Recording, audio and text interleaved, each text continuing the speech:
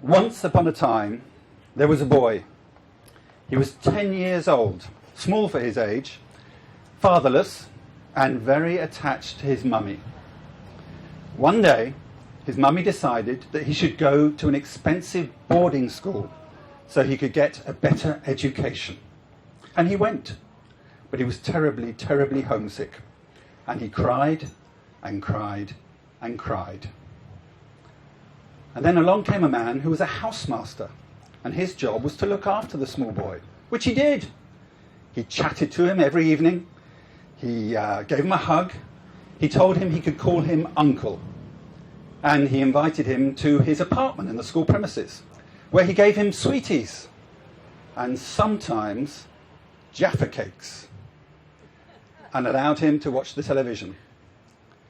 And sometimes he put the small boy on his lap and put his hands down the small boy's pajamas. The small boy hated this. The small boy knew this was wrong.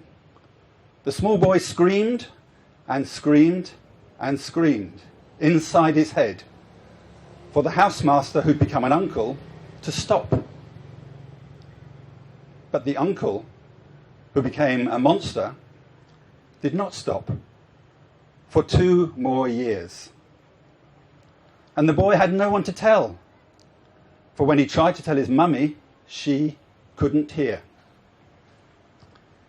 Eventually, he moved to another school and buried the events of this story deep within his psyche.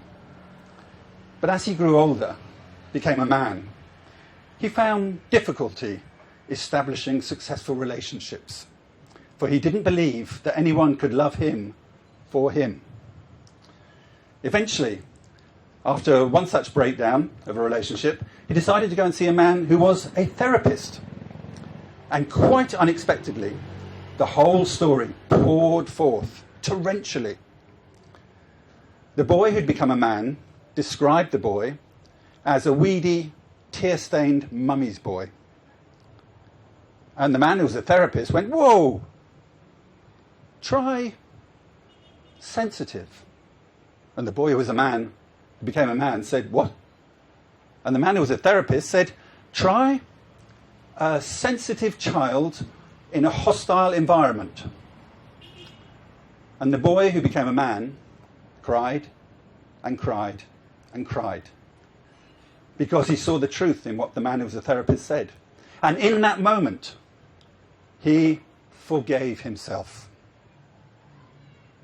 Which was a big moment, but not the end of the story, because anger. 15 years later, the boy had become a man, met the woman who would become his wife. And he told her the story, finishing, "But it's okay, he dealt with it." And the woman who would become his wife asked, "Why then, dear, are you crying?"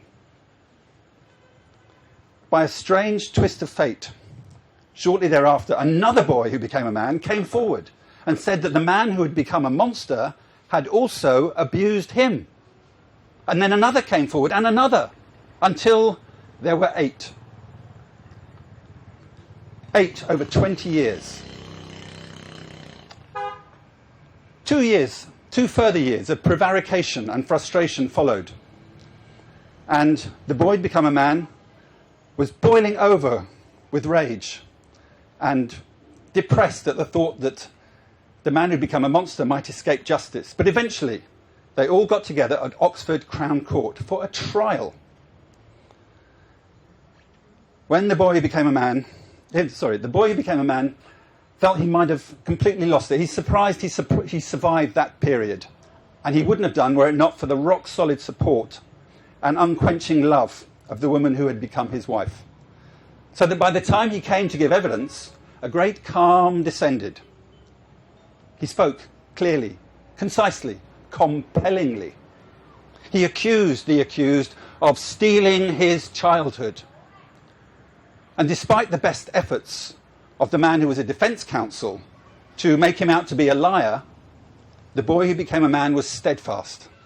So that by the time he'd finished his story, the woman who had become his wife the policewoman who had brought the case, and several members of the public who had become jurors also cried and cried and cried because they recognised the truth of what they heard. And the man who was housemaster, who became an uncle and then a monster, became finally a pathetic 78-year-old, convicted on 23 counts and sentenced to 19 years in prison. And the boy who now truly became a man hugged his wife and cried and cried and cried. But this time tears of joy, because he knew that not only could he love this woman and their children, but that she could and did truly, madly, deeply love him for him. And they moved to Hoi An and lived happily ever after.